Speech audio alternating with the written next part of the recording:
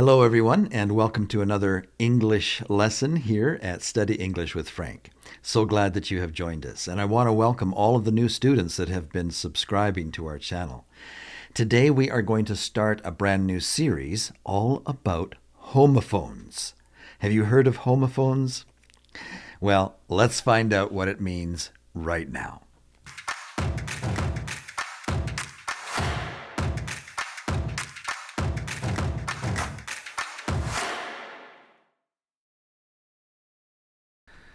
So, homophones, what does it mean?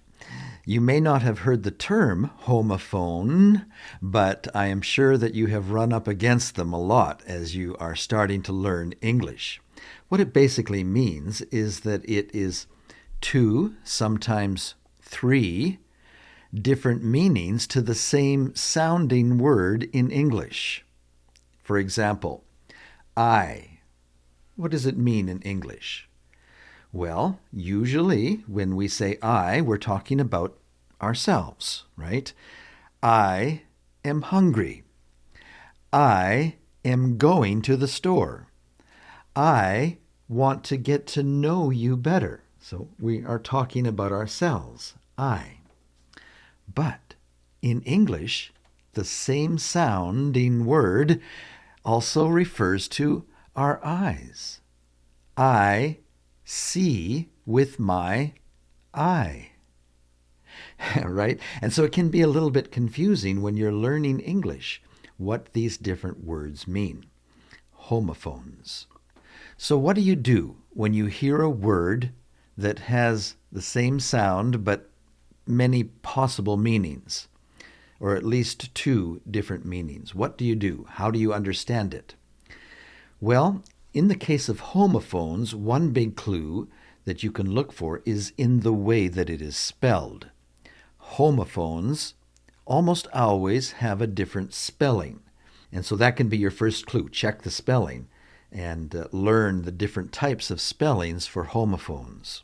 That'll help. But what if you're talking to somebody and you can't see how a word is spelled? How are you supposed to understand which word they are talking about? Well, about the only thing that you can do is kind of remember and listen carefully to the context of the sentence or the paragraph as they're talking. And that will usually help you understand which form of the word they're meaning to use in their speaking to you. So spelling and context are our biggest clues. But the best way to understand these is to learn them. And so that's why we've started this series here at Study English with Us. Once you know all of the possible homophones, it's a lot easier to understand what your friend is saying or how they're trying to use that word when they speak, based on the context of their conversation. And so the best approach is to just simply sit down and learn the homophones, and we're going to do that with you here at Study English with Frank. What we're going to do is just 10 words per lesson so that it is easier to learn a whole lesson in one sitting. And instead of it being an hour long, like some of our lessons are, we'll just make it about 10 minutes each. And that way it's easy to play the lesson just before you go to work and be thinking about all of those 10 words all day long. You might get a 4x5 card and write them down so that you can, take them out of your pocket when you have a break and be looking through the 10 words for that day. Now, just before we start this lesson on homophones, I want to point out that there are another group of words in English that sound the same that are called something different. They're called homographs, or sometimes homonyms. Have you heard of these? Homonyms or homographs. Homographs can have the same spelling and the same sound, but have different meanings. They're a lot like homophones, but homophones usually have a different spelling that help you know which one to understand when you're reading.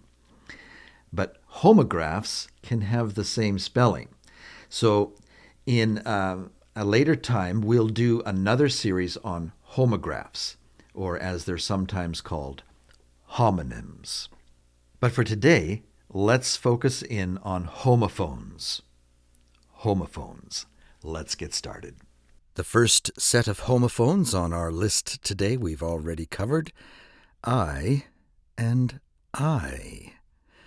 I, spelled like this, is what we call ourselves. I am, I go, I love, I am hungry, I am married. I is what we use to see. We look and see with our eyes. I. Our next set of homophones are hear and hear. We hear with our ears. This is how we hear sounds with our ears. We hear music with our ears. Hear. The other hear is where we are standing. We are standing right here. Where are you? I am right here. If you were calling someone to come over to be with you, you might say, "Come over here." Come here to where you are standing. They are over there. You want them to come here, where you are. Here. Our next set of words are die and die. They sound the same, but they are different. One is what is going to happen to all of us. One day, we are going to die. It's not a very nice thing to think about, but it happens to everybody. One day, eventually, we will all die. The other die refers to any solution that will cause things to change color. People will dye clothing so that their clothes will change color. Some people like to dye their hair so that they will have a different color hair. Dye. Deer and deer is our next set of homophones. Deer is that beautiful animal that you might see if you're hiking in the woods. The other deer is a term of affection. I might call my wife dear. Oh, my dear one. Or when you're starting a letter, you might say, Dear John. It's not used as much anymore these days, since we're all texting each other. We don't usually start with dear anymore, but it used to be the way that people would start their letters. That was the formal way to start a letter. Dear Mr. Smith. Dear Mr. Jones, or Dear Bob. Our next set of homophones, actually, there's three this time. Buy, and buy. The first buy is what we do when we go to the store. We pick out things, we take them to the checkout counter, and we buy the groceries. We buy a car. We buy a bicycle. We buy a motorcycle. It's when we purchase that item. The second buy is what we say when we're leaving somebody and we want to give them a greeting as we leave. We might wave our hand and say, goodbye, goodbye, goodbye. But a lot of times we might just shorten it and just say, bye, see ya, catch you later, bye. The last buy is a very common word in English that can be used in many different ways. We'll maybe even have to do a lesson on how to use the English word by, because it can mean and be used in a lot of different ways. Most commonly, we might say that it is referring to, it's a preposition that refers to a place that is right beside you, or right beside someone, or beside an object. We might say, the train tracks go right by our house. So it's something that's right beside our house, or right beside someone or someplace. But it can also be used as a method of transport. I might say, I'm going to go by train. I'm going by airplane today. I'm going by taxi, by. Or we might use it when we're talking about how we're going to pay for something. Oh, I think I'll just pay by credit card. By credit card. And so there's lots of different ways that you can use by, and like I say, we'll have to maybe do a lesson about that so that we can learn all the different ways that we can use by. Our next set of words is hi and hi.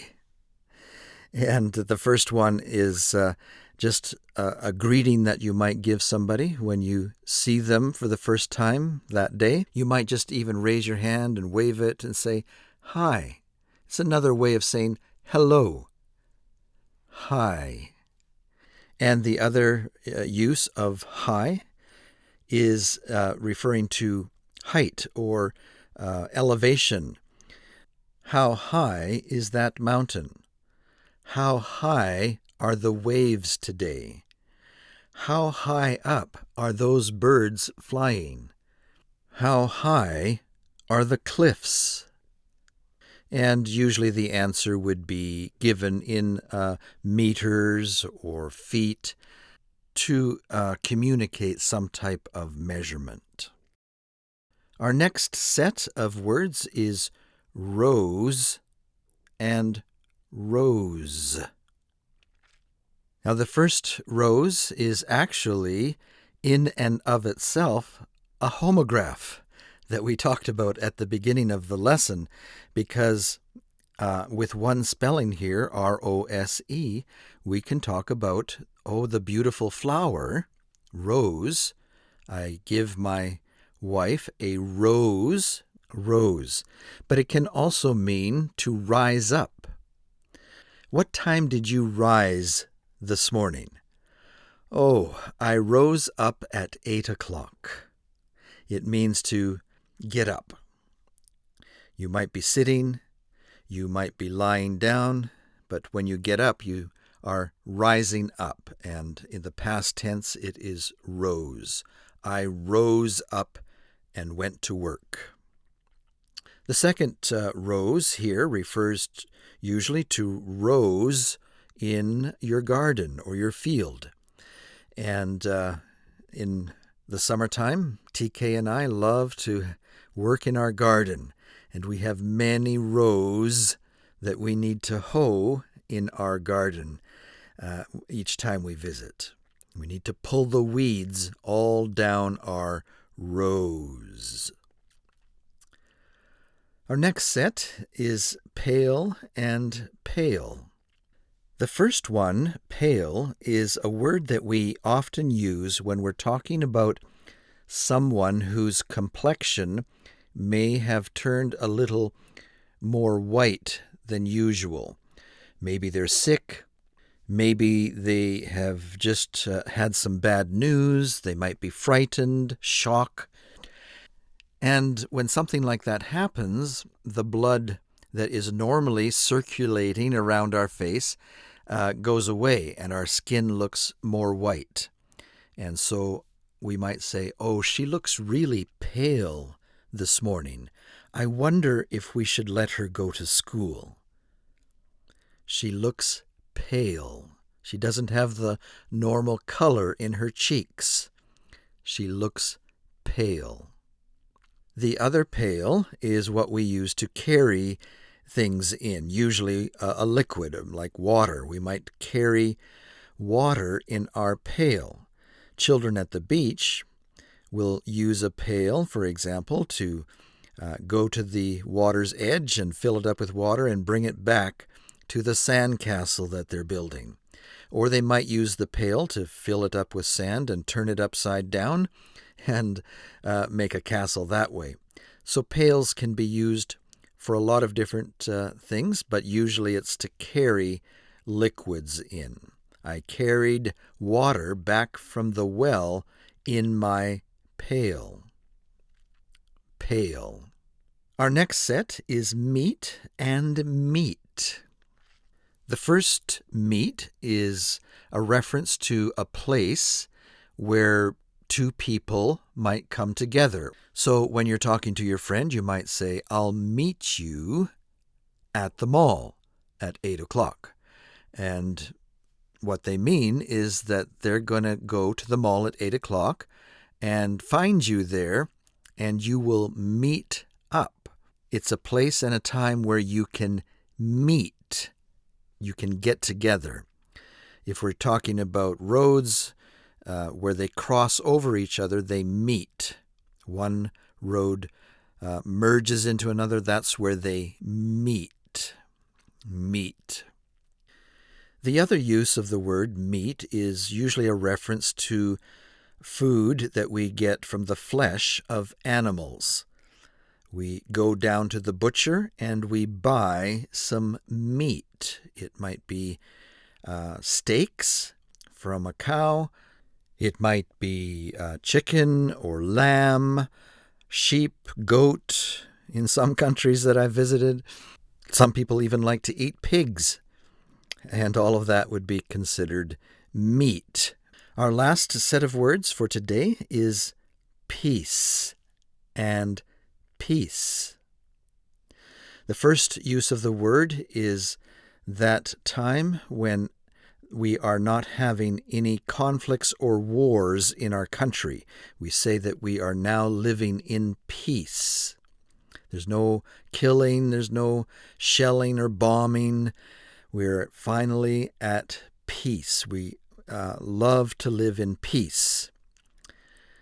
The other piece refers to a slice of pie or cake or any section of anything for that matter. It's a piece out of a larger section of material or cake or pie. And you're just getting a slice, just getting a piece of the pie, getting a piece of cake. All right, well, that's it for our lesson today on homophones, but we're going to be making a lot more in this series. I think we'll initially plan to do 10 lessons and learn 100 different homophones over the next few weeks. Are you with me? Good. Come back often. And one way to be sure that you will be notified when I release the next lesson on homophones is to be sure you're subscribed to our channel and make sure you ring that little bell, and that way YouTube will know that you're really interested in this channel, you really want to catch the next lesson. All right, so what we'll do is for the next 9 lessons in this series, we'll just go right into it. We won't have any introduction like we're doing today. We'll just go right into the lesson and get started on those homophones. And so we'll see you next time here at Study English with Frank. Bye-bye for now.